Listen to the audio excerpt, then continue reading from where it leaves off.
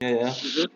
I'm gonna be further away. Julia should go over the iPad, so we're just gonna do a quick sound check. So it should be on the iPad now this very second, so Julia can check whether the sound's being transmitted properly. Okay, so sound check. Oh, she also has her laptop right here open, so this is of course not working. Echo. Mm-hmm.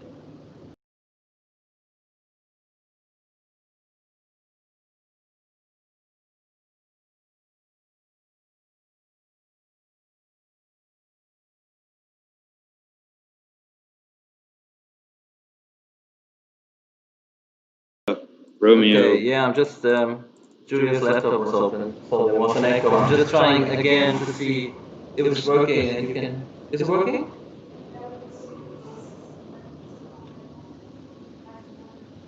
Das war von der Laptop hier, der war nämlich dran auf YouTube. Ja. Really good. Ja, ich kann hier das. Julia.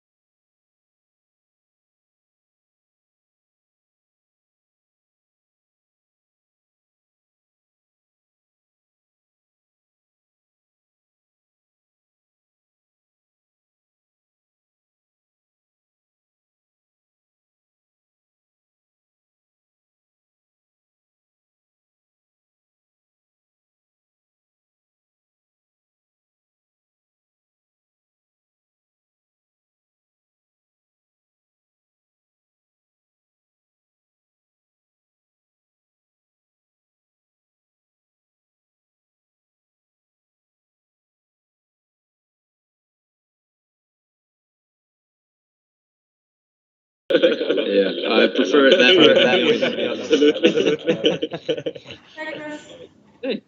Hey, Julia. Last time we didn't really have time after the tasting on Monday. So, what's your emotions with the calendar? The calendar? Yeah, when we introduced the calendar, you know. Oh yeah, it's like I'm so excited and I'm really impressed that you guys are so I prefer it that way. organized. That's good to hear. It's good to hear. Because normally, Hey, Julia, last time we didn't really have time after the tasting on Monday. So, what's your emotions with the calendar? Hello. What's sound check? One, two. Yeah, when we introduced the calendar, you know. oh yeah, it's like I'm so excited and Can you hear us? Can you hear us? really impressed that you guys are so. Any sound? Is this off? There's a beep. Now it's doubled, right? Do you guys know something else? We can hear you now. Yeah. What's the calendar? Hello. Can you hear us? Can you hear us? Yeah, when we introduced the calendar, you know. Julia? How's I can hear you, but it's doubled. Can you hear us? Doubled. Okay. Okay. They weird. Charging from here. No, it's stable. It's not that good. And that's always like blinking. Maybe it's lost. It's not Bluetooth. This one. Can you hear me? Hear me? Yeah. Julia? I can hear you, but it's Can now. you hear us? Wrong?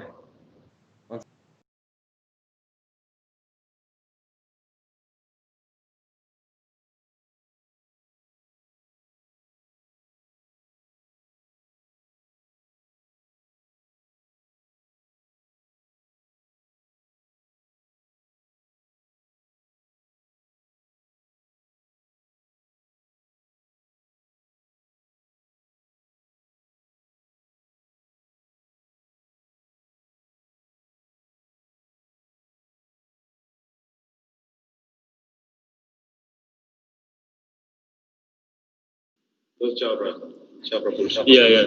That's all good.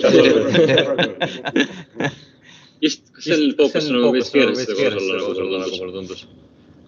Okay, guys. I hear my own answer about the calendar, like I'm Okay, really nice, Yeah. but I don't know if you hear my answer.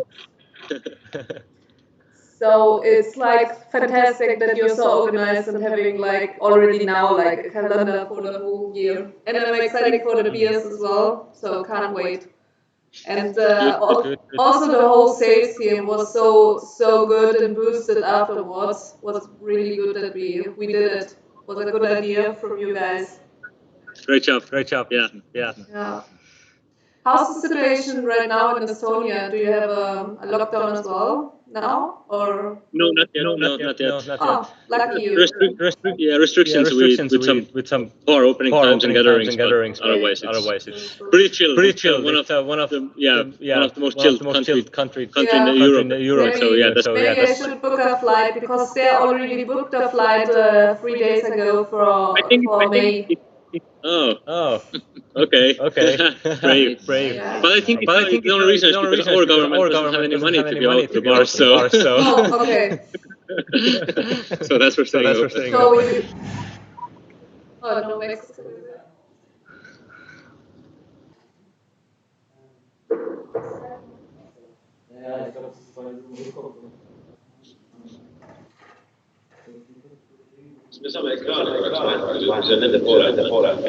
We are looking for a headset right now. Just wait a second and we will check it with the headset.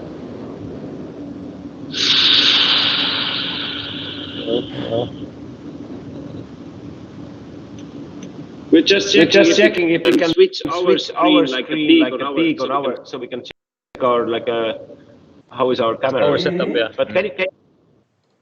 Hello? We can hear well. We can hear we can hear very well. We can hear you. Okay, let's start. Okay. If we set up everything, you can see crisp and everything is kind of on the picture, yeah. Perfect. Yeah? I'm looking like an astronaut. But I can still hear you. That's good. How's Chris looking? Chris is in the center? He is in the center. His shoe also. Okay. But one question: is there a way that you could switch the screen that our screen is Bigger? Switch the. Yeah. No. Switch your camera off for a second. Is it possible? So we would get a full screen of our picture, so we can adjust it. Oh, I need to tell Max because he's right now in the other room. I don't want to touch this laptop at all. I don't want to do this technical stuff. I understand you. It's the same. But I can tell him.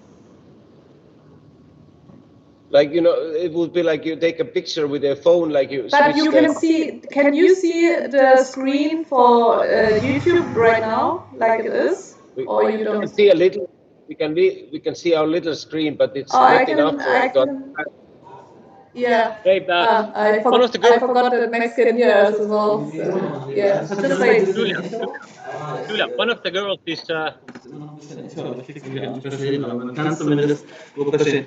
how would you like to adjust it? You know, like switch screens. Your screen will be on the left side of the Põhjala, so.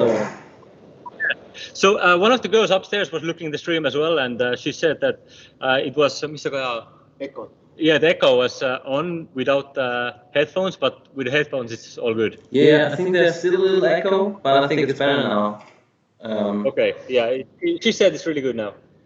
Can you also hear me if I put my, my microphone? The live stream is on at the moment, yeah? Sound is perfect. Sounds perfect now. Okay, perfect. Fantastic. Do you know that the live stream is on at the moment? Yeah, I know. We still have 20 minutes. We made it. It only took us an hour to manage. I mean, this is our first YouTube stream, so people will be merciful, I hope. Yeah, I think I'm gonna let's just leave Skype as it is. I'm gonna turn off all the audio, put on the timer, and then we see each other in 20 minutes. Okay?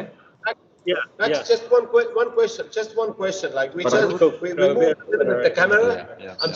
I'm moving a little bit the camera on Chris. Could you bring one more glass as well? Yeah, you might want to turn a little bit to the left. I'm moving camera a little bit on Chris. Just tell me when it's perfect or when it's like too much high, too much off. No, this is perfect. This is perfect. You can go a little higher. Too high? Is it too high? No, it's perfect. Okay. Okay. We leave it like that. It's great. It's making the impression that Chris is about to tell me a little Christmas story. Okay. About Chris, try to move Santa and. Switch your leg. Can you see his legs when he's switching the legs? Can you Not see really. his shoes He's quite dark in clothing. I can see his shoes, when he's switching his legs. But apart from that, you might have to zoom out. But this is a very cozy atmosphere. I actually get the impression that I'm, in the same room as Chris. I think we just have to adjust lighting from our side, dim it a little, turn a little down. Maybe I would think we have other major lights here turned on. Kannst du die ausmachen? Dann ist es vielleicht noch ein bisschen heller. Good. All right. Max, we go grab a beer and we'll be back in 10 minutes. All right? Yeah, perfect. We're gonna adjust the lighting, and then we'll be back in time. Hopefully, connection will be just fine. Very good. Okay, ciao. See you soon. See you soon. Ja, ein bisschen. Ich glaube, wir müssen nur die Lampe. Ach nee. Oder dann mach die Lampe doch ruhig nochmal aus. Dann mache ich die hier an. Der ist hinter dem, genau. Oh, jetzt rauscht es ein bisschen. Aber ich kann das ja auch ein bisschen heller machen. Aber es ist irgendwie eine gemütliche Stimmung, ne? Aber es ist ganz rauschend, das ist, ne? Oder so.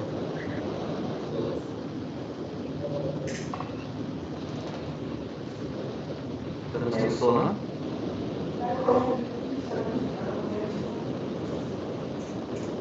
Das ist jetzt sehr hell.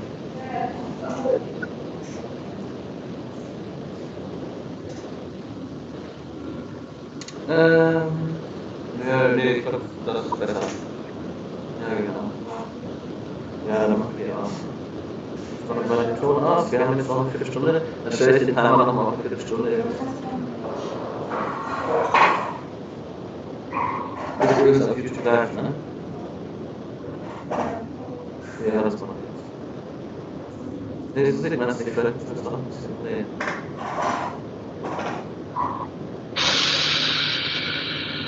Ja, ach, das passt schon. Ich mache mal den Ton auf und mache den Timer an, okay?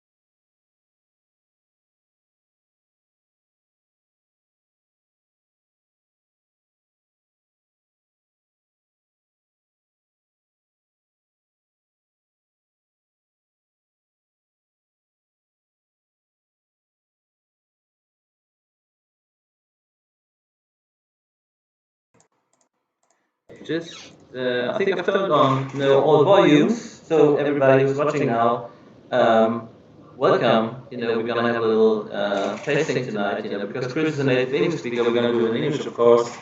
And this handsome gentleman, sitting in the chair like Santa Claus, is already knocking at the door, is head brewer of Põhjala Brewing in Tallinn, Estonia. So please give a warm welcome to Chris Pilkington. Hello. Hey. Oh, I'm sorry. Thank I you, left Max. the video open on my iPad. I just cut it down. Yeah, hello to everyone watching. We're coming to you live from Germany and from Estonia, which is very cool, actually. Yeah, we hope cool to be doing. We hope everything is working. We're just gonna wait a few more minutes, for people to join in the tasting. There should be, something between 50 and 100 people watching here on YouTube. So we're just gonna see, take a look into the little chat, how quality is, maybe share the video on our platforms as well. Yeah, Chris, how you doing? Did you have? It's probably a long day for you. Yeah, You're an hour behind, I think. Yeah. So we're about 9 p.m. over here. Beautiful evening, nice and dark. Perfect place to be doing these barrel aged tastings as well. Anyone watching ahead, by the way, there's two things that you can do in the meantime. One is make sure your beers are out of the fridge, because these are beers that definitely do better at warmer temperatures. And we'll be telling you how to get the famous wax off of these as well. So we'll do a little workshop on that before we kick off the tasting as well. Yeah. I'm just gonna ask my colleague Julia if somebody just wrote that there's a huge echo. Is it a little better, or is it still? Oh, the iPad. Okay. All right. Otherwise, hopefully we're coming to you loud and clear. Hopefully everything is looking good, sounding good. Echo will be gone. Yeah, I'm not sure if this might be the reason why there's such an echo. I think I'm just checking my seconds now. So just asking for your understanding. I think I might adjust a little something here. So people, I have a lot of echo. Okay, let's see. I think we can. I think we can adjust here. Let's see. Always technical challenges, and the whole world is streaming absolutely. things. We'll get there. We'll get there and be coming too strong.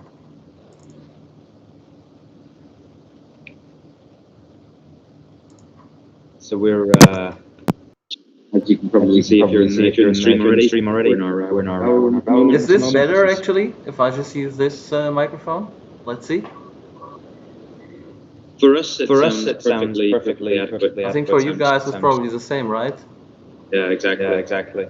Yeah, let's just we just have to wait like 30 seconds, and then my colleague can check whether the quality might be a little better or if the echo still is here.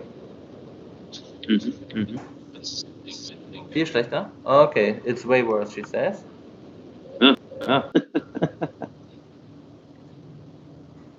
Yeah, I think we can figure. Max, you should shut off every other stream of that live, any other computer in the room. Yeah, I have. I'm just let me just check. It's way over. I think there's like some kind of adjustment here. Hello. I think it's super sensitive, in regards of. I think. Let's see if I can turn it down. I think I've turned it way down now. So let's see if this adjustment will make it a little bit better. Yeah, is it better? It might be too. If it's too low in volume, please let me know. Yeah, everybody. Hey, once again, very warm welcome. We're still adjusting, our microphones. On my left side, I think, if from your direction, we have head brewer Chris Pilkington from Põhjala, who is about to start the Cellar Series tasting with you guys. Yeah. Oh, yeah. Perfect. Okay. People are saying the quality is better now.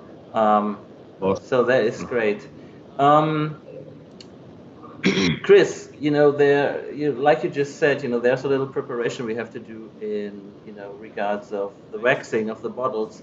So maybe, I think you already said it. I was just busy checking on my microphone. The first beer we will be tasting tonight will be the Cocoa Banger, right? Which you will probably tell us a little bit more about tonight. So, how is the most efficient way to get this waxing off the bottle? So what we've found the most efficient way is first of all, these bottles should always be warm. We put serving temperatures on the side there, and that's especially important for these ones because the best way to get rid of the wax is to actually take it in your hand like so. What does wax do when it heats up? Well, it'll start to sort of get a little bit more fluid, a little bit more flexible. Everyone in here has their own little tricks of doing it. Some people have used lighters, some people have used hammers. There's so many ways to do it, but what we find works really well is just hold it like this, 10, 15 seconds or so around the wax. Take a nice bottle opener, ideally with a knife, like a wine bottle opener. Just make a little cut, an indentation along there, and then all you need to do is like so. The cap lifts off perfectly. You've got a nice clear opening underneath the cap, and hopefully Max can prove that it's working for him as well. Yeah, there we go. Okay, perfect. Yeah, I might have my hand on there, for a little longer than 15 seconds, but it's working excellent. I've seen a few complaints like, on the social media about people who are not able to get it off, without getting hurt. It's like, if you cut an avocado in half, there's so many injuries, So after, hitting yourself with a knife while cutting avocado open, the second most dangerous thing that can happen to you is, hitting yourself with a knife in the hand while opening a Põhjala Cellar Series beer. Okay, for you guys, I think we have most of the people watching now, so really appreciate, there's a lot of people who did buy this package. Nights are getting longer, times are getting cozy. There's a lot of time we have to spend alone these days. And, as you can see, Chris has made himself comfortable in the most comfortable leather chair I've seen in a while. And behind him, there's a few barrels that he will maybe tell us a little bit more about. So we give you a warm welcome from everybody here at Beyond Beer. Really appreciate you guys supporting us in these times. And what the situation is like now for, brewery, maybe Chris, you can tell us a little bit about Põhjala as a brewery and maybe about you as well, because your name, or at least your last name, Pilkington, doesn't sound, like you are an Estonian native. So give us a little insight, maybe while we pour a little bit of the beers in our glasses, let it warm a little, and I'm gonna pour a little bit for my colleague Julia, who is assisting me tonight. So that's highly appreciated. I'm gonna hand it over while you maybe tell us a little bit about Põhjala yourself and why barrel aging, is such an important thing to you guys. Absolutely. Thank you very much for the intro there, Max, as well. So, props to all of you watching and yourself too. So yeah, those of you who we've maybe seen at events in the past in Germany or further afield, then you might know the kind of the story behind Põhjala. Põhjala means, by the way, it means sort of northern territory, northern land in Estonian language. Maybe we should do. This is the most the question I'm asked the most. How do you pronounce it right? Do you have do you have an Estonian native speaker somewhere behind you that can yell it in for everybody to practice? Absolutely. Põhjala. Põhjala. Põhjala. Thank you, Peter. Peter is actually one of the founders of Põhjala, so thanks for being with us tonight. Hopefully there will be more Estonian language lessons coming the way. I think Prost is the first thing we have to learn. That would be terviseks, and that stands for good health. So we raise glass The glass is over there. But anyway, I'll leave all the show with the Chris, and I prefer you guys to see you in person in Berlin, Hamburg, Munich, coming soon. Ciao. As soon as we possibly can. Yeah, so we started off life with our Gypsy Brewing Days.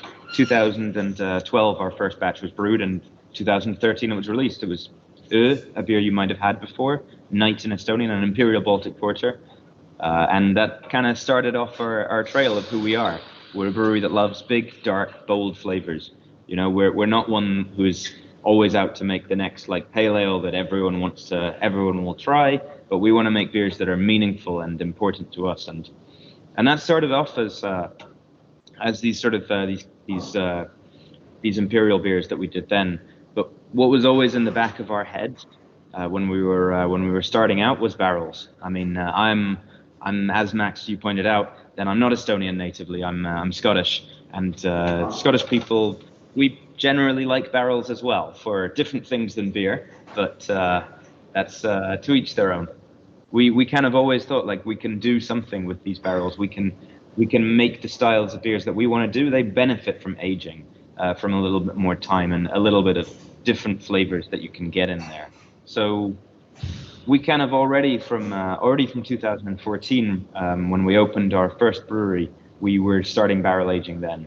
And ever since then, it's just been a wild ride where we're learning as much as the rest of the craft beer industry. But it's been incredible to just like see these trends develop, try new things, and you know, to be able to get the instant feedback that we can from customers at festivals, at bars, but also with the Cellar Series, the clue is in the name, to get the feedback from people who put bottles away for like 3 years, 4 years. And they maybe taste like do a vertical tasting of a couple of different batches. You know, that's for me one of the joys of doing this cellar program is it's just seeing how people like will respond to the beer that you put out there. It never gets tiring, never gets old. Yeah. Yeah. Thank you so much. Can you? I haven't taken a sip yet. You know, because actually I took them out of. I had them in the fridge, which was probably not necessary at all. I just took them out, you know, a little bit too late. So I think it will take one more minute before you know I can start the tasting. Can you tell us a little bit, you know, in regards of you know the Baltics and also you know the heritage of those dark beers? You know, how they feel associated. You know, because you know not only you know talking about you know dark or stouts or porters, but also you know I've been to Tallinn, I think, in February for the last time, where you guys were brewing a beer. I think it was called Forest Banger, you know, with juniper branches you used for, you know, in the wort and stuff. So it was really, you know, I think when I think of Põhjala, I also have this, you know, I always have this association, you know, so there's this, of course, this heritage in regards of the, you know, historical background of porters and stouts, but also in regards of everything, you know, related to the nature, right? So have you been with Põhjala from the start on? And how do you see this aspect, you know, like with an historical background of dark beers in the Baltics? And can you tell us a little bit more about it? Yeah, absolutely. So I mean, so as I say, I'm originally from Scotland. I met the other guys behind Põhjala over at Brewdog when I was working there. That was way a few years back already. And I haven't been there since day one, but more like day two, so to say. So you know, ever since then, ever since the starting out, the recipes have been kind of guided by myself.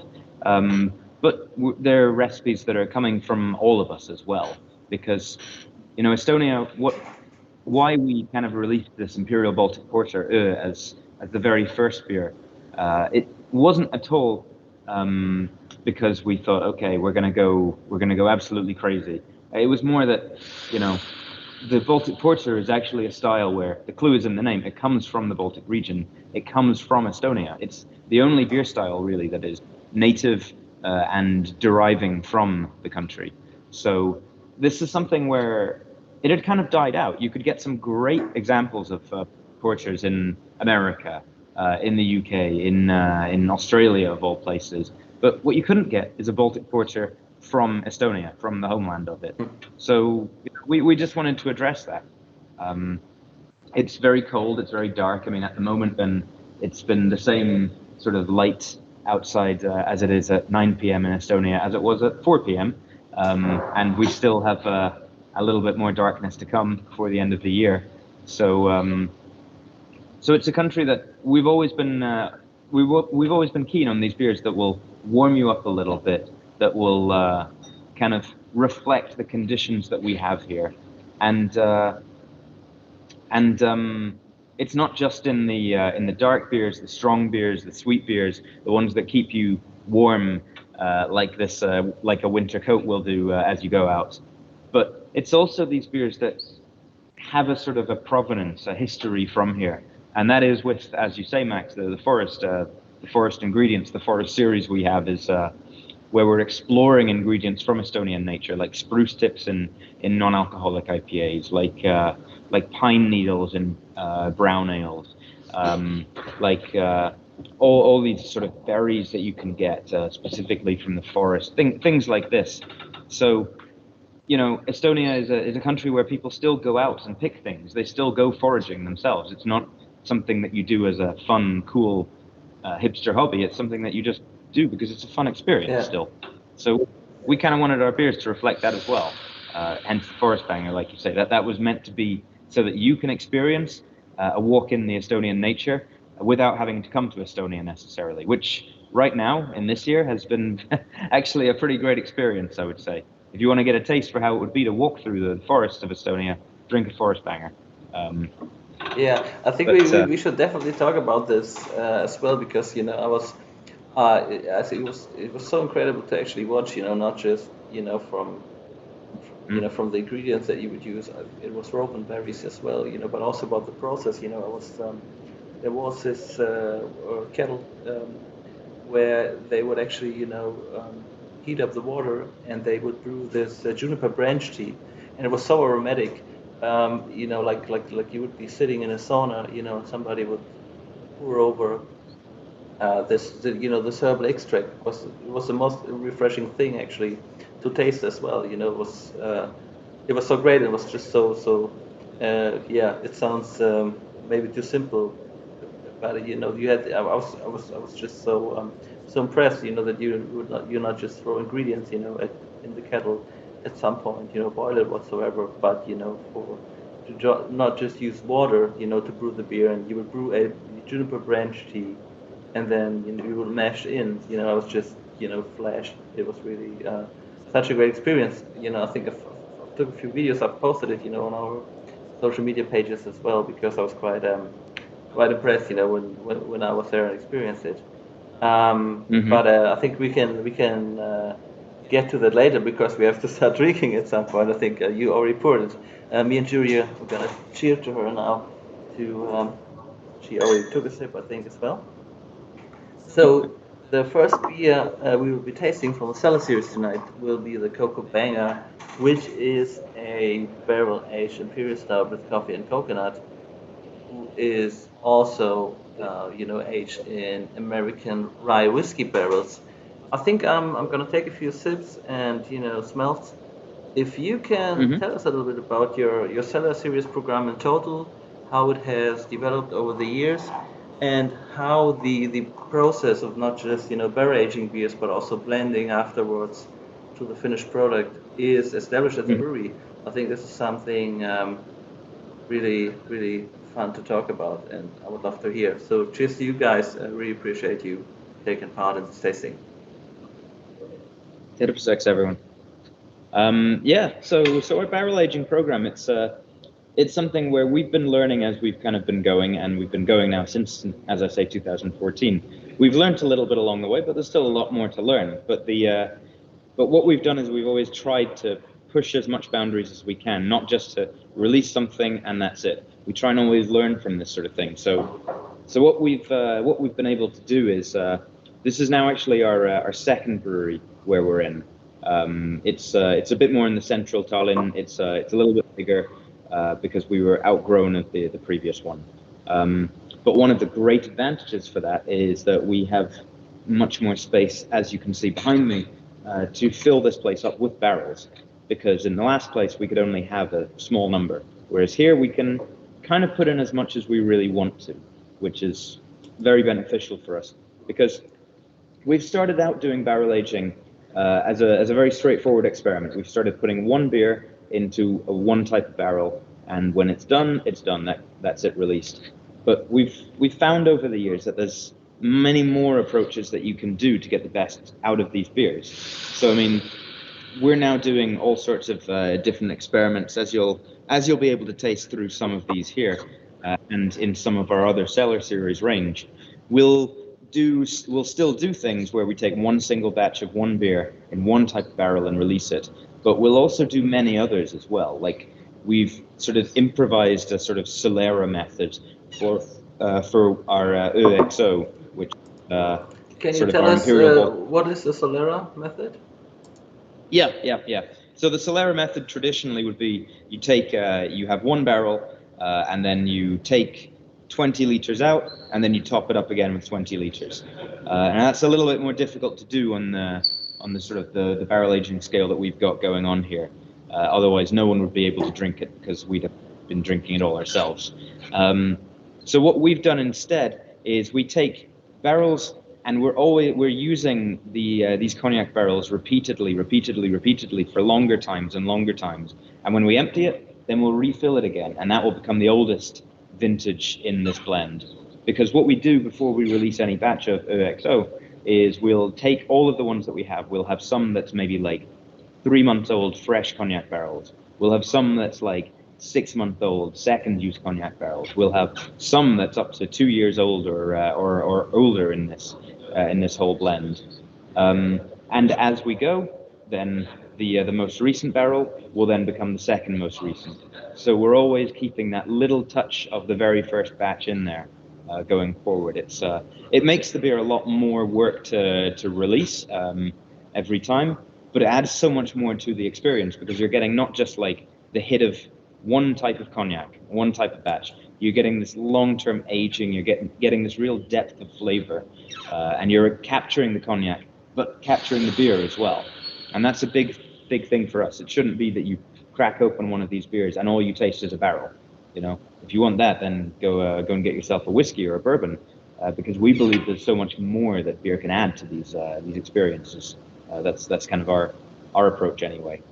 But with blending, then we're also doing other things, like we're taking completely different beers and putting them together, doing it on the small scale, not just sort of mad scientist mixing, but we're sort of tasting all these different ones. We're saying, what would happen if you put a barley wine 2 years old? What would happen if you put in like a single sherry barrel to that of an imperial stout? We're just trying these little experiments all the time, just to find out for ourselves what will work. For example, I mean, I don't know how mobile you are, but maybe there you can move with the camera a little bit to the left and the right and give us an impressions, like how many barrels do you guys work with right now? How big is your cellar room? How big is the Cellar Series? You know. Absolutely, we'll lift the camera Let's see up if somebody and, can lift the laptop. Hopefully the connection won't break in between. This isn't planned, so I'm sorry, guys. I'm not sure if this works. Yeah. I think so that's I don't know how much with this lighting we can show around. This is Oliver. Hey, Oliver, nice to meet you.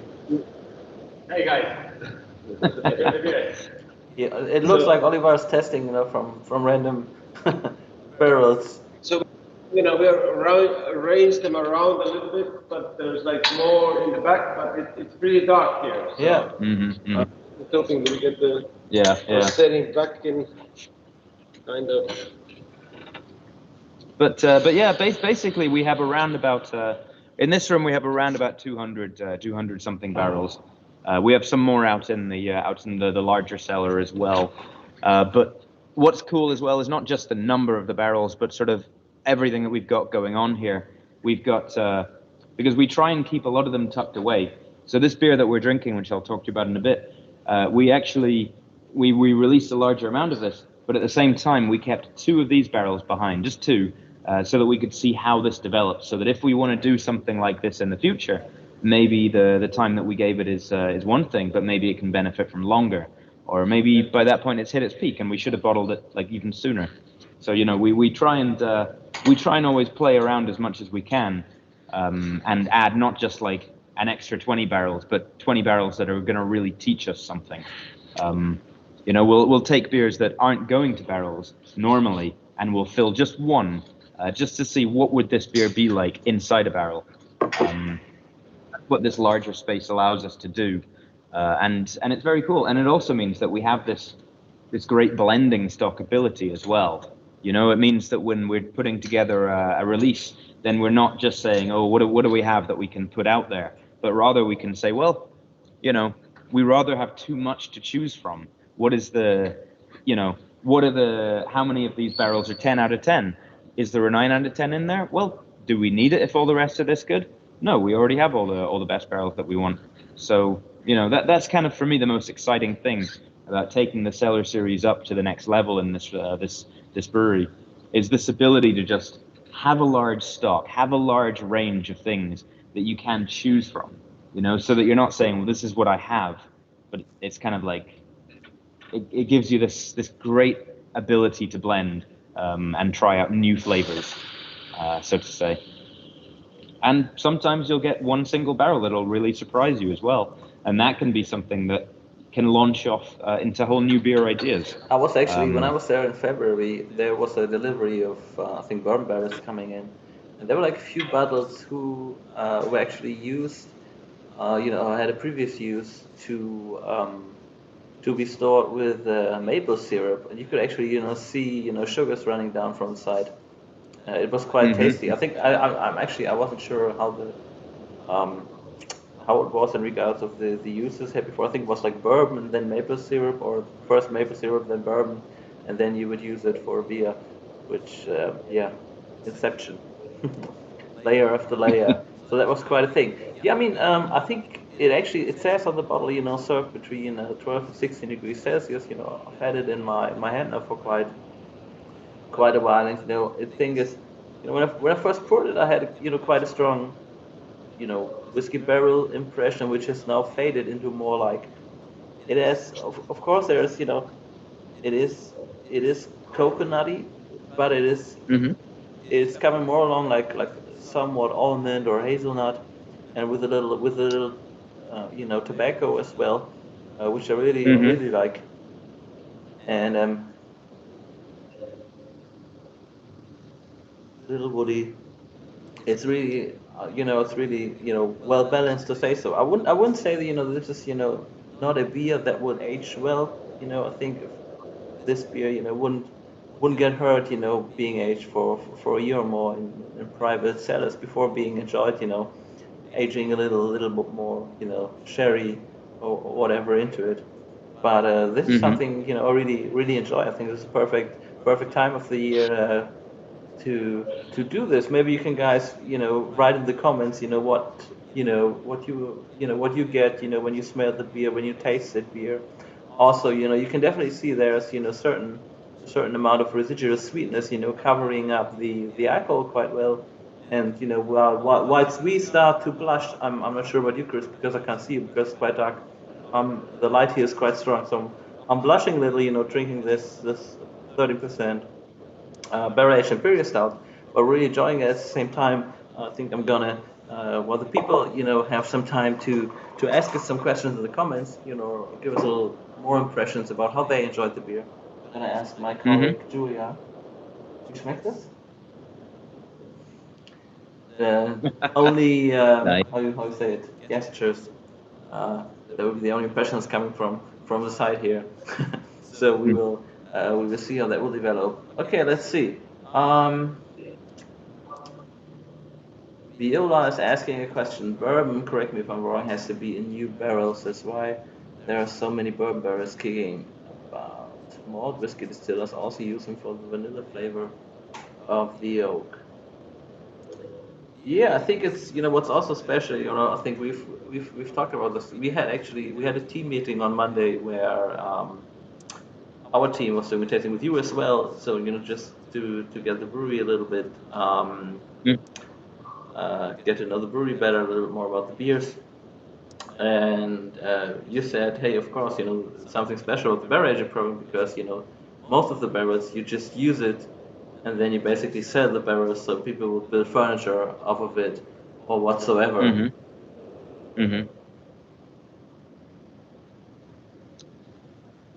Yeah, exactly.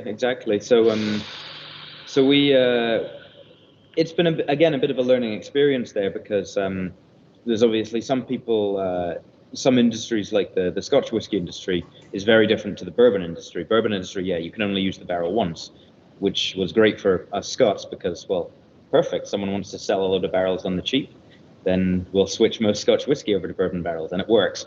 But for us, it's great because it lends itself to a very different thing, what we want from it.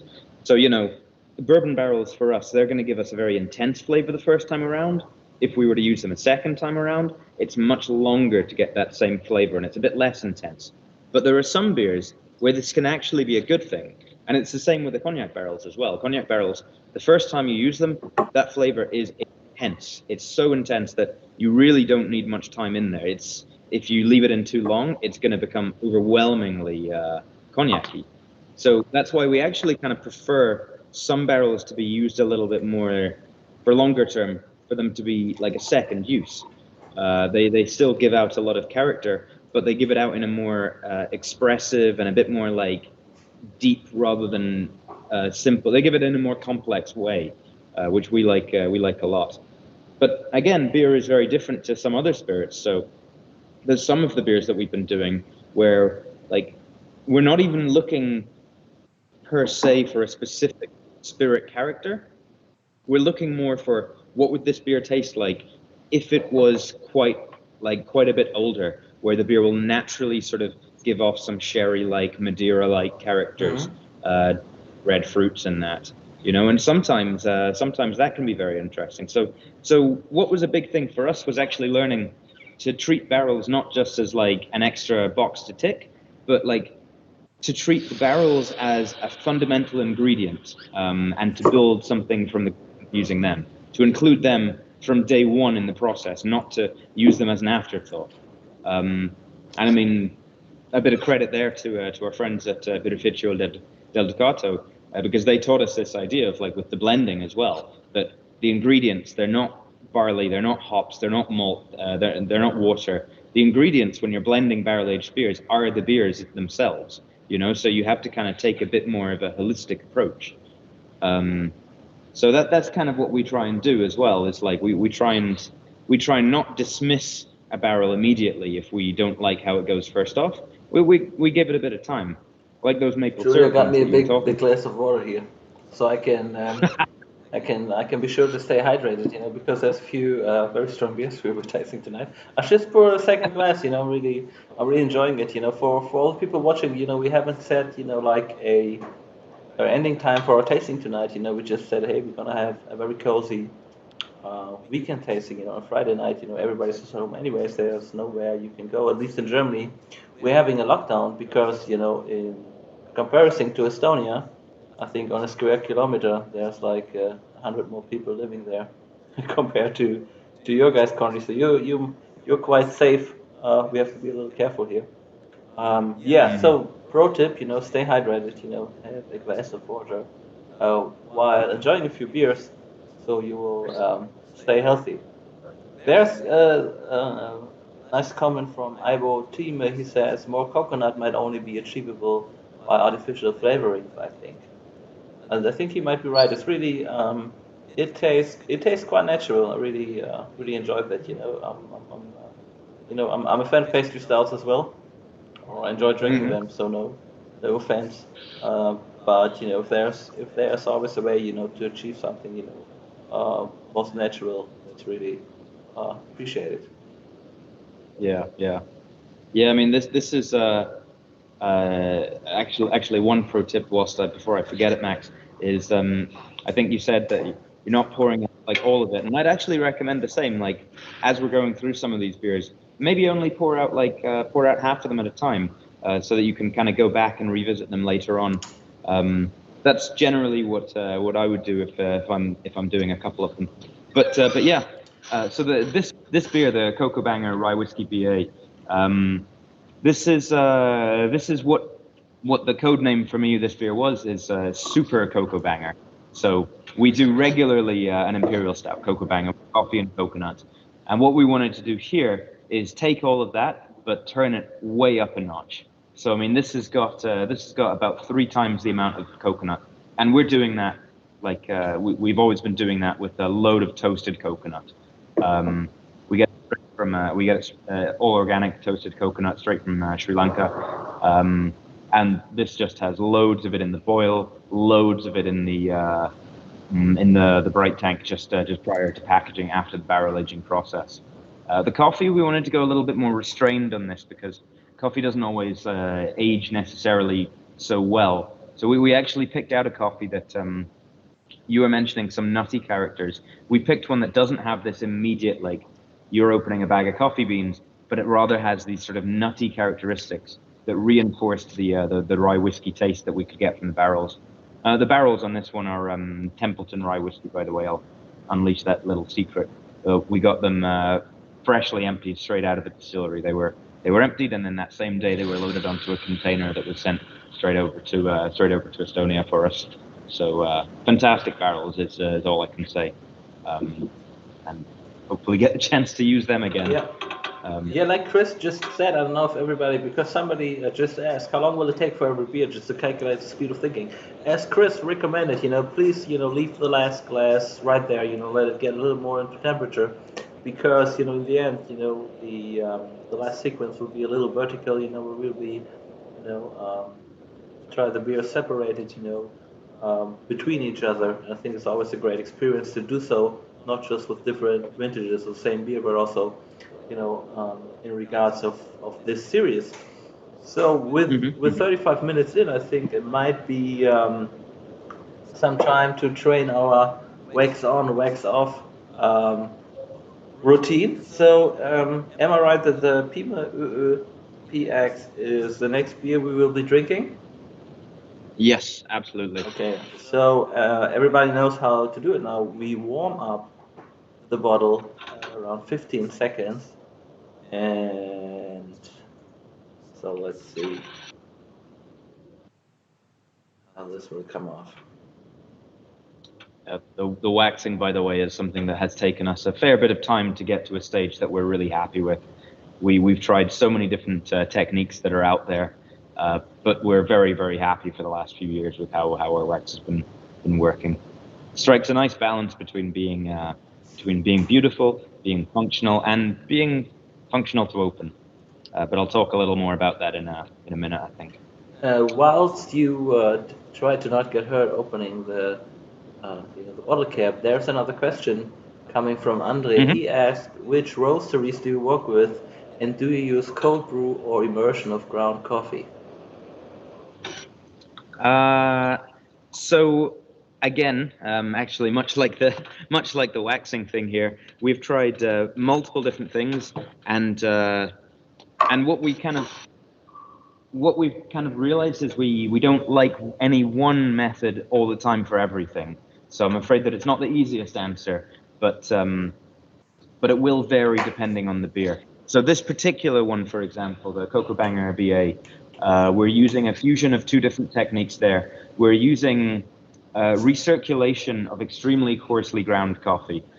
So it's an extremely short recirculation of the beer, basically immersion inside there, and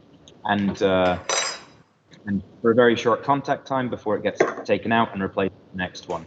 Because if you keep sort of soaking the coffee, whole beans or ground inside beer, you're just going to get this sort of bell pepper. It doesn't end particularly gracefully that way. We found that out once and didn't do it again. And when we used to do it in our old place, we actually had a specific time, like, okay, if you drop the bags of coffee in the top of the tank, at this time, you need to take them all out within this many, this much hours, so it would be beginning of the day thing, and before the end of the day, it was already there. Here it's a bit more scientific of an approach. We can time it down to the minutes, which is pretty cool. and we don't have to take like 10 kilos of coffee out from a tiny hole in the top of a tank, which is never the safest. But this one is using a combination of that immersion recirculation, and it's also used like a Turkish style coffee approach, where we're basically making not a cold Turkish one, heating it up, boiling it, adding it to the tank. It's a lot of work, but it was really worth it. We felt that it locked in the flavor very well for the coffee on those ones. As for the roasteries that we're using, then this is something where we're always kind of looking afield. At the moment, though, we've been using our good friends at Has Been in the UK. They're a fantastic roastery where we have a friendship that I can tell them what kind of beer we're brewing, and they'll already be sending samples of a couple blends out or a couple different single origin coffees out that same day. But then when they get them and I say, yeah, we love this one, then they've already said to me, yeah, we thought that this is the one you would, so we've already like got it reserved for you. You know, sometimes it's at the point where we don't even feel we need to ask them for samples because they know exactly what we want. We share a very similar sort of flavor palettes. They love the funk. They love a load of other different characteristics, and they're kind of pushing the boundaries in terms of grower relationships, which is cool. But you know, it's always fun to experiment with new stuff as well. Yeah, cool. Thank you so much. So it was actually I've just poured the Pima PX. Did we already mention what Pima means? No, we actually didn't. We mentioned maybe it's right. Time for that native Estonian to jump into the back again and tell us how to pronounce it right, and also the translation. I think we should keep this fun part in there. He might have actually jumped out for a quick top up beer. Oh, okay. But so for the Pima, then that is Pima. So the with the two dots. It gets much easier to pronounce after you've drunk the beer. Yeah. I thought it gets easier. We actually we already told you we had there was a team meeting on Monday with the sales team, and we were like getting we have a few WhatsApp chats with the whole team, so it went actually I think 4 or 5 hours longer than the texting. So there was a lot of involved in those voice messages in our WhatsApp chat. So there's certainly something. Oh man, I can imagine. It drags on a little bit with the voices. I think we might have. I think we might have to do a little advertising. Yes. If you guys are watching this YouTube video right now, right now Beyond Beer as a channel only has 97 subscriptions. So we will really appreciate it if you will follow our channel. We haven't done videos in a while, but we have quite a setup here. We just haven't used it in such a long time. So if you have some spare time now in between, I'm actually not even sure if you can click on the subscribe button while watching a YouTube live video. But if so, it is highly appreciated. So if you have some spare time in between, please subscribe to Beyond Beer on YouTube. So hopefully tonight we can cross those 100 followers. There's Peter, who is about to tell us how to pronounce Pima in the right way. Pima, which actually translates into dark night in Estonian. So we are into one of the darkest times of the year, to be honest, as we speak. So it is very appropriate to drink these dark beers. So Pima is one of the, I mean, not one of the, but our first like a big beer that we ever brewed. So it was our first like big imperial stout. So it's one of our backbones. So it's many beers have been like kind of inspired and come out of this idea of dark luscious beer during the dark nights. I like your sweater, Peter. Is it reindeers on it or? I mean, this is actually comes together with the beer business because this is a very dear gift from Dave from Lervik. Oh, okay. He went he went this summer to Canada to visit the Barents, and during the summer the sweaters are off big time. So this particular style was off, it was discounted, and he was such a dear friend that he kept me in mind, and he bought me one too.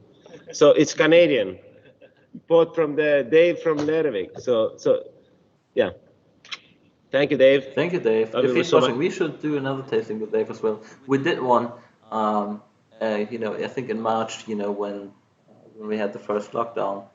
But we didn't have no YouTube back then, so that's definitely something we have to make up now. There's a few people, we have 109 subscriptions now. This is fantastic. Thank you guys so much for your support. I think it's definitely a sign that we have to do another Cellar Series tasting.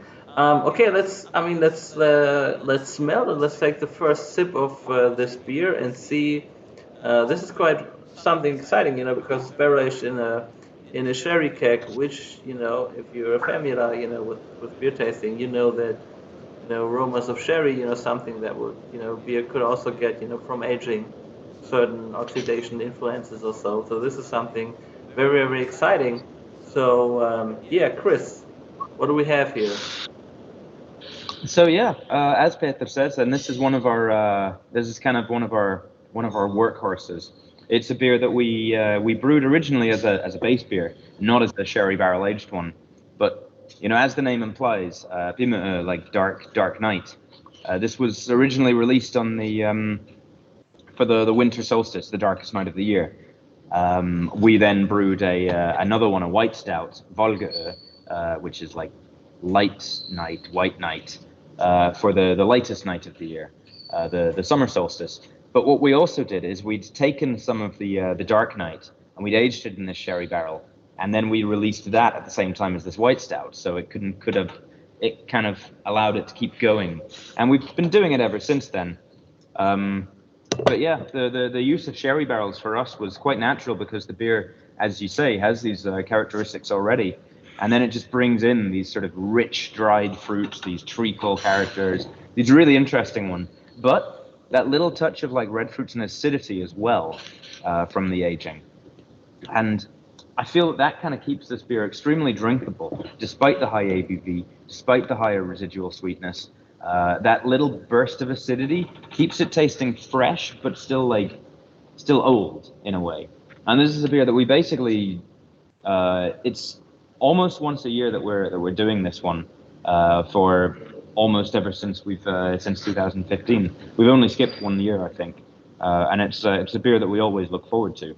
Sherry barrels, Pedro Jimenez barrels specifically, have very often been quite a pain to get a hold of because, how many of you are drinking barrel-aged sherry? I'll tell you, there's not that big of a market for it in the world these days. In the Scotch whisky industry, they actually pay sherry makers to fill barrels with sherry and then pour the sherry away because they know they can't sell that much, but they need that flavor of the barrel. So this is one where we have to work very, very closely with our partners to be able to get a hold of the barrels of the quality that we want. And they're always fantastic to see what different vintages of Pedro Jimenez will give different characteristics. This is just. I mean, this beer is so intense. I think it will take me some time, to discuss this fully. But also, if you just look at it in the glass, from the structure, it's you could definitely see that there's some barrel strength, coming with it. But also, from the texture, it's it's way more silky, I would say, than the Cocoa Banger. So I'm not sure about the malt bill or if there's even more oats or whatever in here. Just taking a look, so it's dry. Yeah, there's oats as well. So it's you could definitely see that there's the silky, licoricey base. Yeah, I think I have to have a few more minutes with the beer. Licoricey is a great thing to sort of pick up on this one. That's something that we love a lot, so we kind of strive to go for it in a beer, especially like this. And it works so well with the French oak, like the sherry. It works extremely well. How do you actually work if there's, if you barrel age a beer, how's the impact on carbonization, and how do you solve this issue? So that's a good question, because basically a barrel, yes, it is a sealed container, but at the same time, it's not really. There's small little holes in the wood. Wood is a porous thing that allows for micro-oxidation. That also means that carbonation dissolves, carbonation disappears. So when you're tasting beers from these barrels, then you have to always remind yourself that the beer you're drinking is flat. There is zero carbonation. So you have to imagine how it's going to taste with carbonation. And that's a little bit of a tricky thing to get used to sometimes. It's like tasting beer when it's in the middle of a dry hop. That's not how it's going to taste when it's done. You just have to kind of tell yourself, okay, this flavor is going to be diminished, this flavor is going to be turned up, etc., etc. So these are beers where we're force carbonating them. What we'll do is, when we've achieved the perfect blend for us out of the barrels that we have, we'll run microbiological testing in our lab to ensure there's no infections. We do that for all of our beers, but with these it's especially important. And then we'll take it into a stainless tank, and we'll add the carbonation back into it over time. And then when it's ready, when it's at a carbonation level that we like, then we'll release it.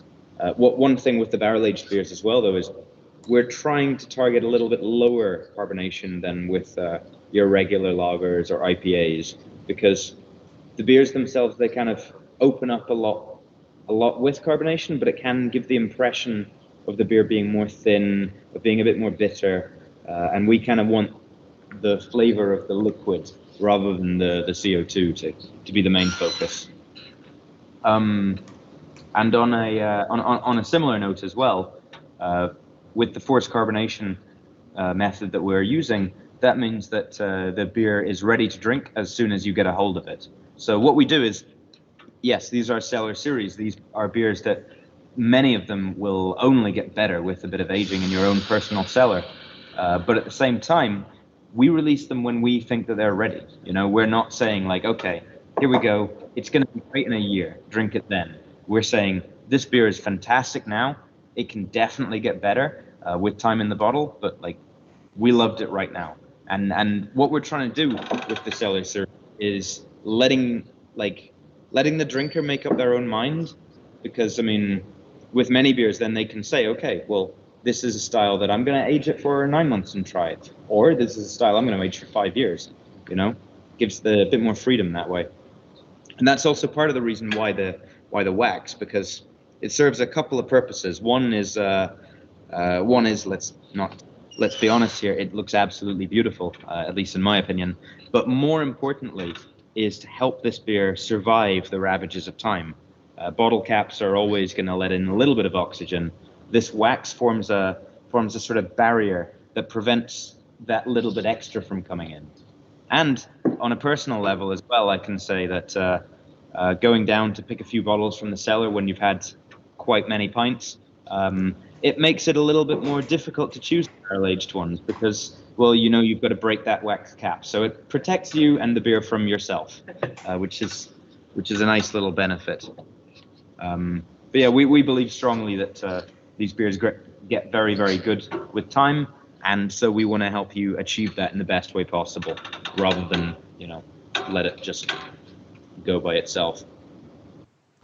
I was actually when I was in Tallinn, in February, there was this delivery of barrels coming in, and there was this one guy, steaming them out, or what was he doing? Maybe you can. Once you get the barrels, what would be the procedure of you treating them, or preparing them for the barrel aging? And what I also think is very interesting, how is the average duration process, of a beer being in a barrel, and then how would you blend? Would you do goose, that you have a certain percentage of 3, 2, and 1 year old lambic or whatsoever, that you would just get the right proportions. And what happens if a beer stays too long in a barrel? And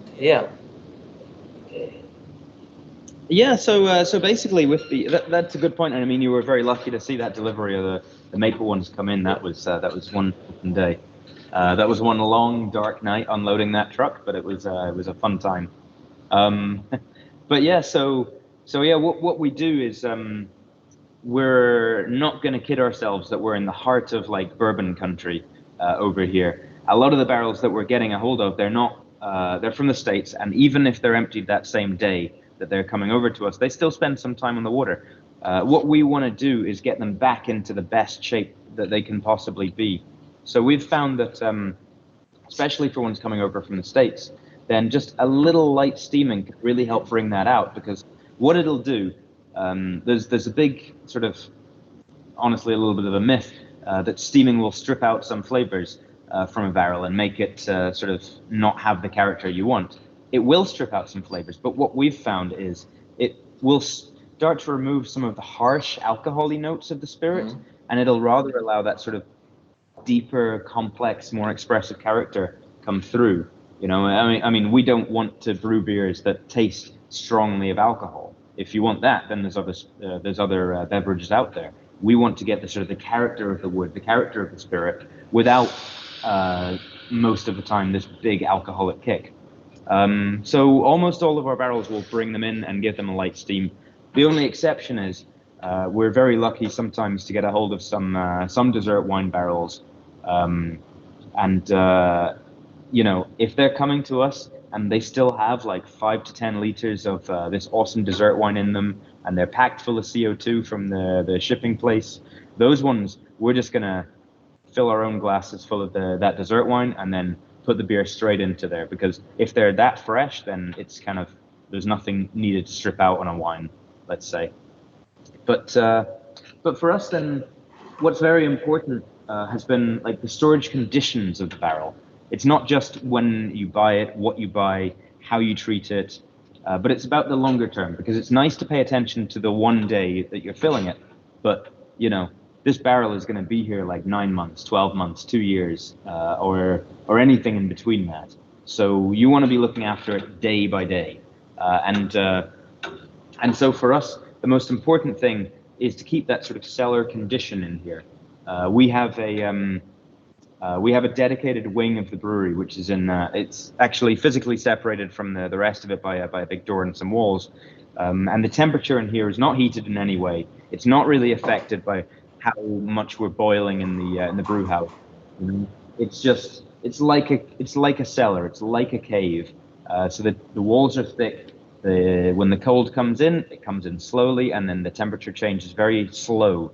It's not like swinging from 15 degrees one day, 30 degrees the next day. And that's extremely important, because too big temperature changes can sort of really destroy a beer, whether that be an IPA or it be a barrel-aged beer. And we also kind of try and we definitely feel as well that like the movement of them is important. I mean, you know, some of the bourbon guys are saying that a whole brand of whiskey can be from like literally from the top shelf of the warehouse that is different to the bottom shelf, and that can be the difference between a style of whiskey. For us, it's a little bit the same. We know that where we put these makes a big difference. And in terms of the blending with the UXO, then this is one where we do kind of have like a recipe for the different vintages, but at the same time, every single barrel is different. All trees in the world are different. All of the things deriving from that are the same. So we have a rough idea, but every single one that we do is not just autopilot. It's tasted, tested. It's made sure that yes, this is how it should be, how we want it, and maybe we want to dial up certain flavors based on the last one or not. But we kind of work from a rough drawing, and then we fill in the blanks. We color it in ourselves every batch. That's kind of our idea there. Nice. I've just taken. I got a hold of my Cocoa Banger glass. I just want to take a sip there to see how it's developing now. You know, with room temperature. Yeah, those are great. Those are great. No. You could definitely see, you know, that the cherry barrel, you know, has very strong dominance. I mean, especially, you know, going back and, you know, comparing comparing to Copenhagen, you know, how big of a beer this Puma PX is actually. There's Peter. Peter, there's a few comments about your sweater. It's really getting a lot of fame here on the YouTube. There's another question. You know, Mark says he, you know, definitely would need some more of these beers for my cellar. You can, of course, you know, get them on beer.de. Since it's Black Friday, we also have a there is a voucher code. I'm just not sure what it is. Wie ist denn nochmal der Black Friday Code für beer.de? It's Black 15. I think my colleague Julia, she's gonna write it in the chat now. So if you want to get a hold of a few bottles we will be tasting tonight, you know, today till midnight is definitely your chance, because there's a certain discount, you know, on our beers on our web shop. And there was one question, Chris. Ben Larry's, he asked, how long does it take to put the carbonation, you know, back into the beer when you transfer it from the barrel back to a stainless tank? To be honest, we've got pretty good at this process, so we assume that it'll take about a week from pulling it out of the barrel to bottling, roughly around that. Sometimes some beers can actually require a bit longer. They can, even after the barrel, they might take another month or so in stainless. But the actual carbonation process itself is a very quick part of that week. It's only about 2 days. It's especially with the smaller amounts of beer that we're talking about, it's relatively quick to add that back in. I think it's time to move on to the next beer. Or maybe I think I might get a glass of water in a second. I think. Julia, do you want to try? To open the bottle? What's a special trick? I'm gonna hand it over to you. I've got everything you need. I've got a knife. Got the bottle opener. I'm just gonna get myself a glass of water. And for Julia, I will be back in a second. I'm just grabbing some water. Ist auch noch Wasser? Wasser mache ich nicht.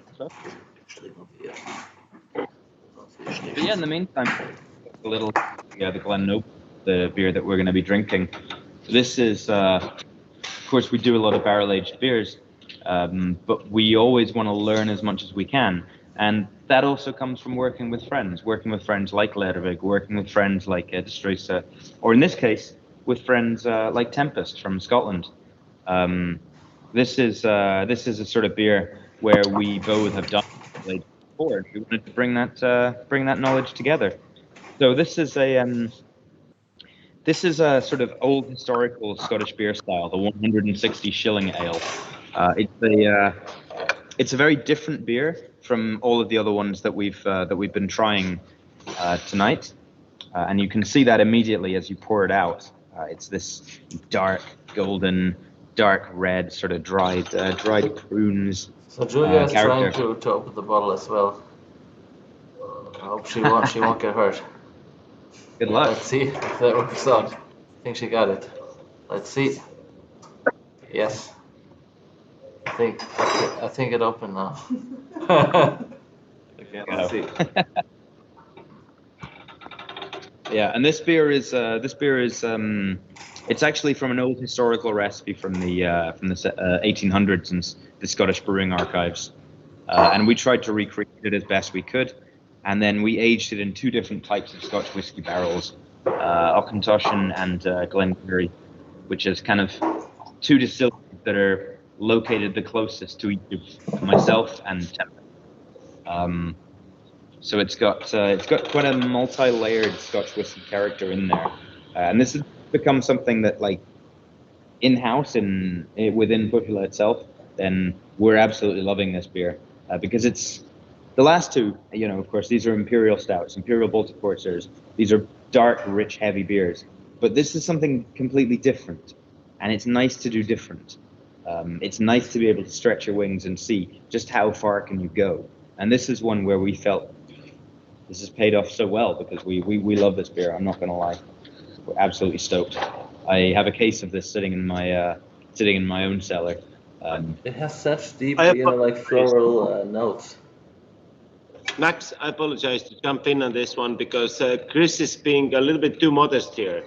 Because what I feel, knowing Doug from Tempest and Chris, obviously our beloved Chris, I mean, I think these are the two young, very talented Scotchmen. You know, one operating in Scotland and one operating in Estonia, and coming together with a really historic Scottish recipe. So I just want to put a little bit more touch on the Scottish heritage of this beer, because really, it's been done by the two fucking Scottish badasses. So Chris is being really too modest here.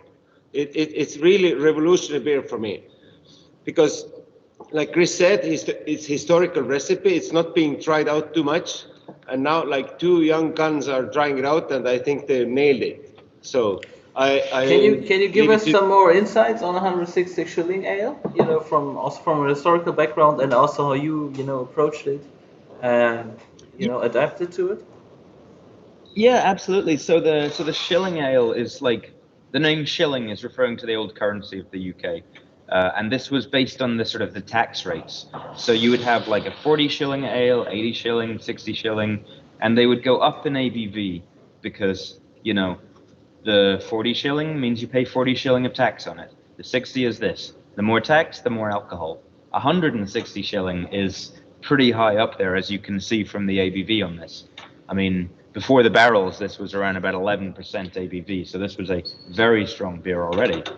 I mean, this is something that surprised both me and Doug when we were looking through the archives, because not only one were some of the beers that they were producing back then in very small quantities very strong, but they were also surprisingly hoppy as well.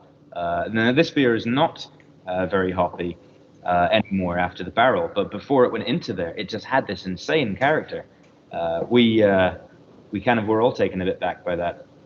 So it's basically 160 shilling ale. You can think of that as a Scottish barley wine, where you have the style of the English barley wine. This is the Scottish one, and it's just different in certain ways. It's got these big dried fruits and this sort of honey floral like quality. So one of the ways that we actually wanted to bring that in, like update it for the sort of the modern times and make it a bit more Estonian as well, to bring in that side of the connection, is we used some Estonian wildflower honey inside this, just a small amount for the whole batch, but it adds just that little extra. I think it's quite present. When you say, I was actually because there was like I don't know the English word for it, Camille. On the label I was Camille. I don't know what the English word is. I was actually curious whether something went into the beer. It has such a floral herbal. Yeah, it's like really lasted, and that's been quite impressive. The barrel character adds into that as well, because you get a wee bit of the peatiness. But what we did is we picked like a specific blend of I think it was 75% of it was Glengarry and 25% was Auchentoshan, and that's because you could we didn't want to overwhelm the beer with just one. The Glengarry is adding that little like peat smoke note, this sort of rich honeycomb character, and the Auchentoshan is a bit more of a neutral floral whiskey to reinforce the floral honey character of the beer as well. So we tried the two separately. We tried them in different ratios until we landed on the one we wanted. But yeah, we were very happy with how it ended up in that way. The barrel aging is an extra touch as well. That's a contemporary touch. It didn't used to be barrel aged, but it would have been stored in a cask or bottle for several months. So we took what they did and we applied what we did, and we all had a lot of fun with it. We sent some of this over to Tempest as well, so they could drink a couple bottles and sell some of that locally as well, which was very fun. A great collaborative effort and a great sort of meeting of friends. That's always what drives the best beers, I think. I think I've also, like one of the aspects, really appreciate or value from Põhjala is that, even though you're, somewhere at the end of the world, in Estonia, in the Baltics, there's this intense, international connection, with all those known brewers, who all get, to TCBW, or you guys travel there. And I think I think we've been working together now for almost 6 years or 7 years. Since we founded the distribution company, and I don't know how many times Peter came to Germany. Actually, probably around 20 times or so. And yeah, I think definitely we can definitely see that it's so much fun to work with you guys, and also it's great to see that you guys are getting the feedback from all parts of the world as well, as setting benchmarks in in your heritage. So it's really cool. Yeah, I mean, it's been a pleasure working with you as well, because I mean, for us, Germany is one of the most important markets. It's kind of the idea of like, they're some of the coolest people to work with, and if we're selling people, like if we're producing beer that people like in Germany, then that's kind of, we know we're doing something right, if you know what I mean. Yeah, absolutely. There's Julia. There's another question for you. Where can we get the Forest and Winterbanger back in stock at Beyond Beer? I think Julia will check in a second whether we have something. Oh, she's already checking it. There's people getting pumped with mails now. This could happen. Right. It might be sold out. I'm not sure actually. It's quite interesting, because I said I wanted to talk about Winterbanger, about Forest Banger as well. Because first of all, I said, when I got into that room and they poured me a glass of juniper branch tea and handed it to me while I was standing in the Põhjala brew house, and I thought that you get those aromas you have in the sauna, because I don't know if you're the only brewery in the world, but maybe not everyone knows, you guys actually have a sauna in the brewery. Yep, that's correct. You can't have a brewery in Estonia without one, in our opinion. I'd love to say that I'd love to say that we're the only brewery in the world with one, but I know that we're not. But there's not many of us. I will say that. That's fantastic. So whenever you actually, I think we have to promote that as well. If you haven't been to Tallinn yet in Estonia, once the situation becomes a little more relaxed, to say so, you definitely have to. I think there's a few flights now, especially if you're from Hamburg now. I think there are direct flights, so you can go to Tallinn. As you know, with the Põhjala, of course, they have the most awesome brewery with a sauna that you can actually, I think you can rent. You can either, I think, Yep, just go there. You can rent it with a group. So, once the situation becomes a little more relaxed, and you want to spend, the day with your colleagues, naked in the sauna of Põhjala, make your reservations now. Because we have to come together back again. So this is a great opportunity. And apart from that, what's really fantastic is you guys have a crazy American barbecue that you serve in the tap room. It's really like one of the most serious approaches I have seen. Like in regards of everything. Like from ingredients to getting to the best prime beef there that you can get. To make a proper biscuit. To all those kind of equipment you have there. It's really super authentic, and I think one of the best barbecues I've had. And yeah, apart from that, you can also go to Tallinn to visit the garlic museum, I think. And there's a few other things you can enjoy, while traveling there. I think it's always great. It's such a fantastic city and also country. Actually, I really enjoy going to. But yeah, absolutely. So there's either garlic museum or come get naked and drink our beer in the sauna with your friends. There's plenty to do in Tallinn, and we can't wait to welcome you back. We're running tours inside the brewery as well. So if you want to come and see the place for yourself, see the barrel room in a little bit less cozy light, but maybe a little bit more detail, then we're always happy to welcome you. Feel free to You can also go to the garlic museum and then sweat it out at the brewery. Oh, that sounds like quite an experience. Yeah. This is so great. Really enjoy doing it. Okay, let's see. There's a few questions we have coming in, Chris. So the first question is, will there ever be a rebrew of As Good as It Gets? That is a very good question, and we would absolutely love to work with our friends at Destroysa again. So, never say never. Never say never. Most likely. Keep an eye out. But like at the same time, then I think I can say for both us and for Urban, then we probably don't like to brew the same beers again all the time. You know, we like to keep trying new things, pushing the boats out, exploring new possibilities. So if we're working together again, then I reckon it would be something where we're taking the lessons from As Good as It Gets, but we're trying something brand new, something just as fun, just as big. You know, you never want to just play the greatest hits. You want to always be brewing some new content. Yeah. Niels is asking, what are your next projects going to be like? Next projects. Well, we've got. Yeah. So what we're actually playing around with now is, because we've been in our brewery at Noblessner for about 2 years now, since late 2018. What you see of this barrel room here, this wasn't nearly as full as it was this time last year as it is now.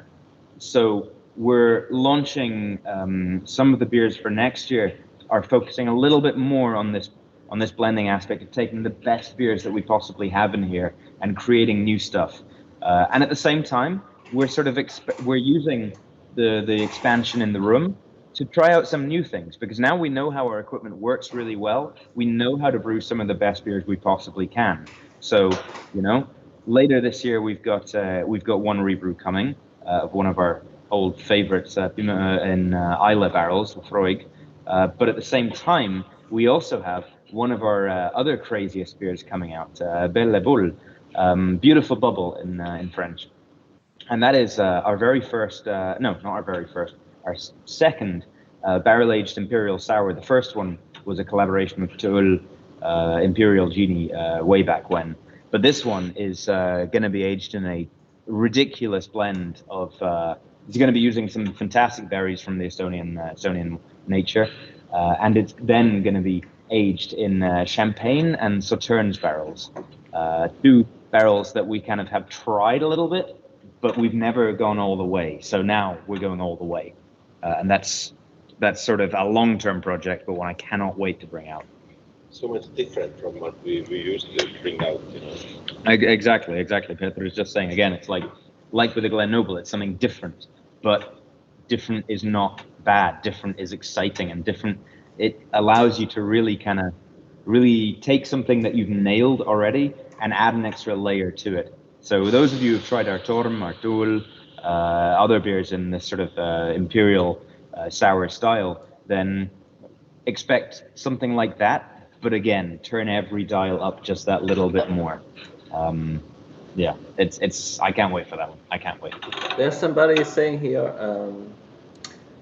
There's someone named Lars who's participating here on his birthday. Could you say happy birthday to Lars from us? We of course can say that. Happy birthday, Lars! Cheers to you. Not only will we say happy birthday, because we happen to have a little bit of merch here from Lars. Happy birthday, Lars! Wollen wir Lars mal so ein T-Shirt schicken? Wir haben doch keiner, ne? Maybe Lars, you can reach out to us. Oh,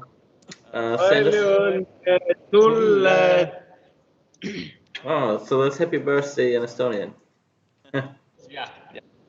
So Lars is gonna get a little birthday present from us. Just drop an email to my colleague. She's gonna write her email address. Yeah, what's the best way to do this? So we're probably getting 60 emails now from people claiming to be Lars, setting up fake email accounts just to get a free Põhjala t-shirt.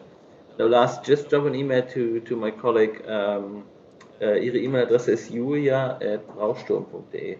Kannst du gerade eine E-Mail schreiben, dann schickt ihr dir ein schönes T-Shirt zu, vielleicht noch ein bisschen was anderes. Yeah, that's fantastic. It's not just tasting beers, it's also getting birthday presents. Yeah. That's how we celebrate, the weekend.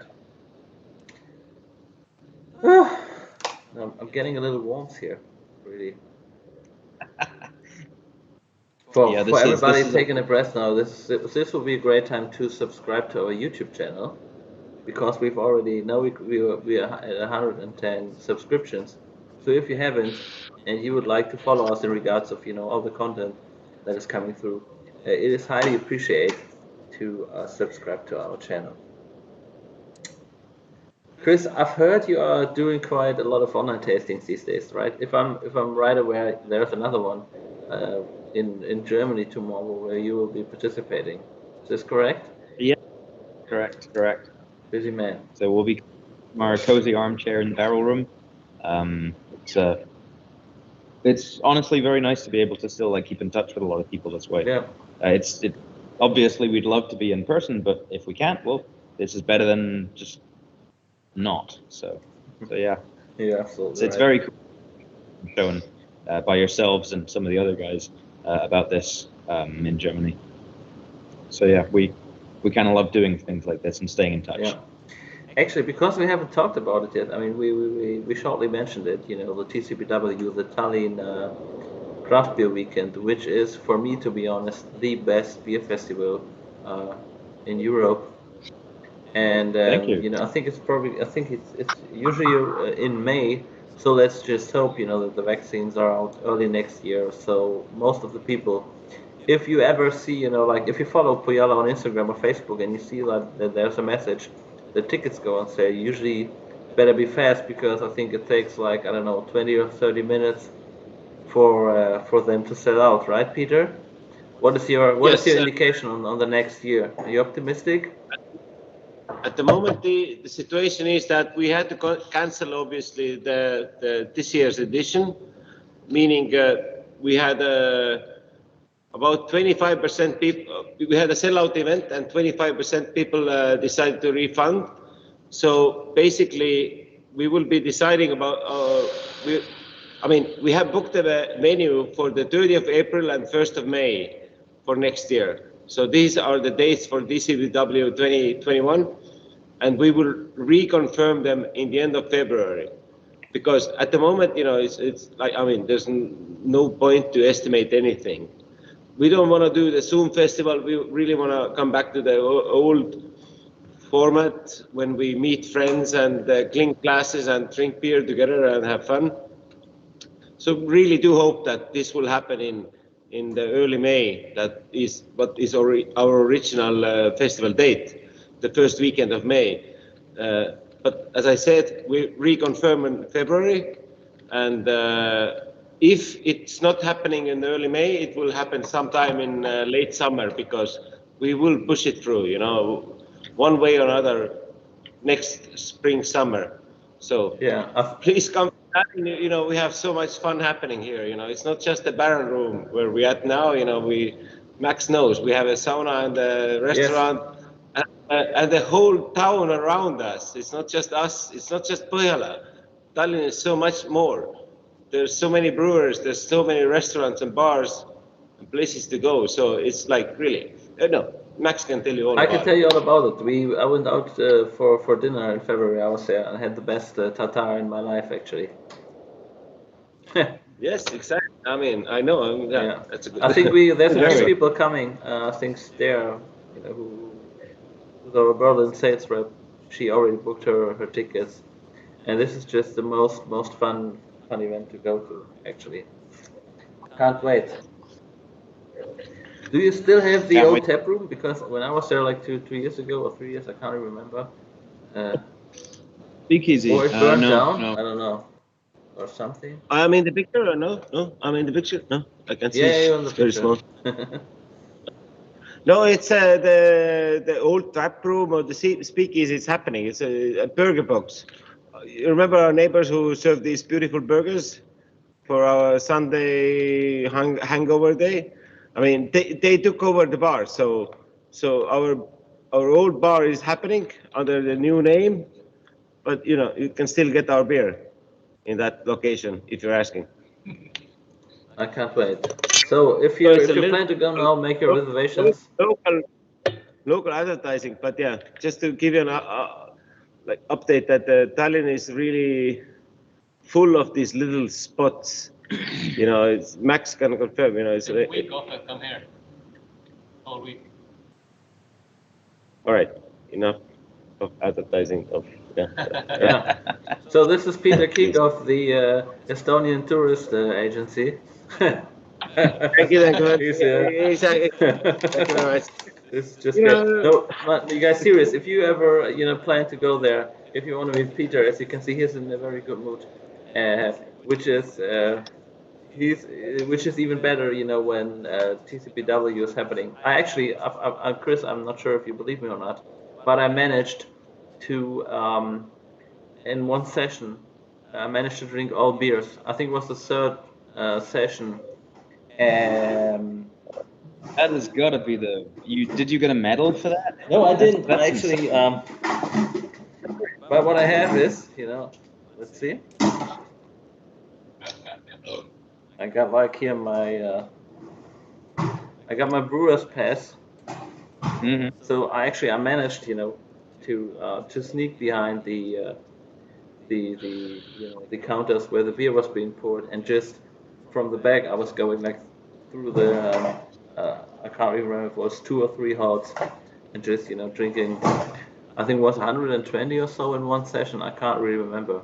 And this is also something I think we can mention, because it's quite unique. If you go to attend a session, there's like 2 sessions a day, and then they're switching.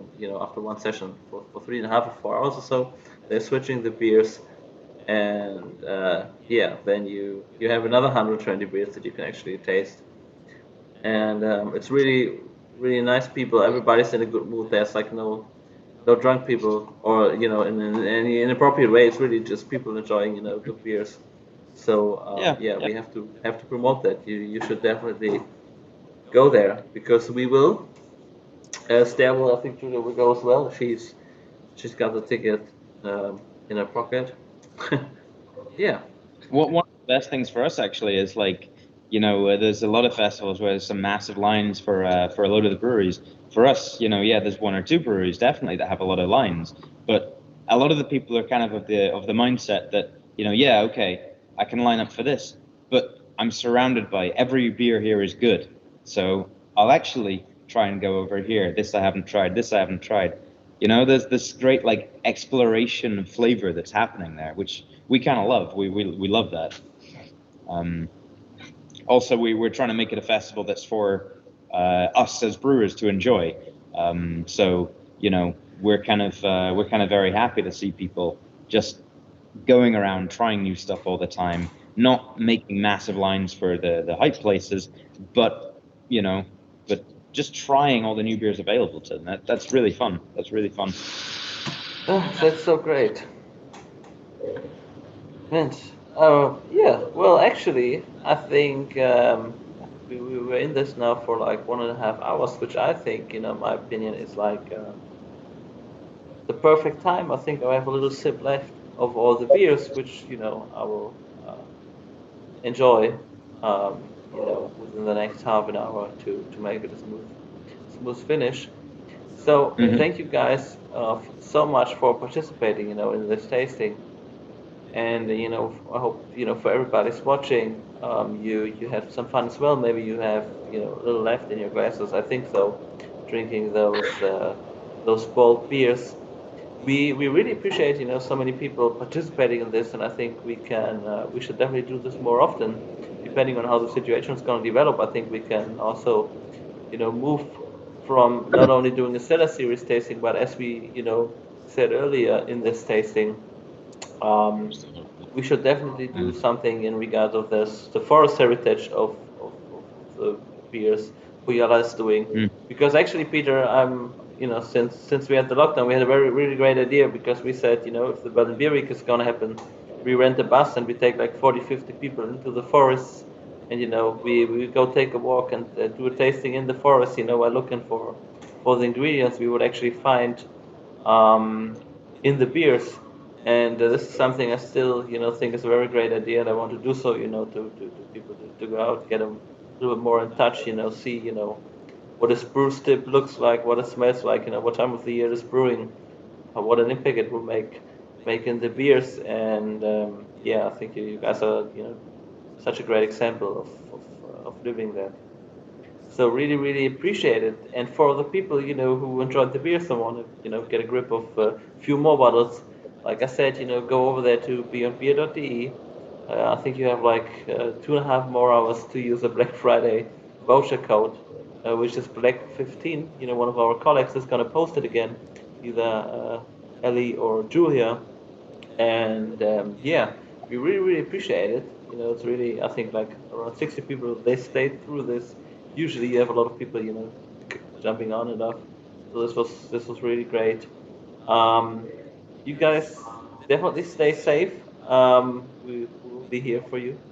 Hopefully this will all get to normal and we will see each other, not just somewhere, but in Tallinn for the Tallinn Craft Beer Weekend. As soon as we can. As soon as we can. Hamburg, Munich, Düsseldorf. We can't wait to be there. Wait to be there. And we can't wait to have you in the sauna or the Garlic Museum or at TCBW. Yeah. Yeah. We do all of those three on the same day. All right, guys. Thank you guys so much for everybody watching. We really appreciate it. Just stay in the chat, if you have some more questions. Yeah. We will take a break. Yeah. Enjoy yourself. Thank you guys so much. Thanks, Peter. Thanks, Chris. And thanks, Oliver. And thanks for everybody participating in this. This was our first YouTube live stream. And believe it or not, 20 minutes before we started, nothing was working. So we're really glad, that this worked out so well. So thank you, guys. Yeah. Where's Oliver? We have to wave to Oliver. He made the technical test with me. Thanks, guys. Thanks for everybody. Thank you guys so much. Thanks, Julia. Thank you for being us, and please keep enjoying our beers. We will. Right. More beers for you guys. Okay. We will. All right. Thank you. See you all. So everybody enjoy himself being tipsy. Bye, guys. Bye. Thank you so much. Cheers. Cheers.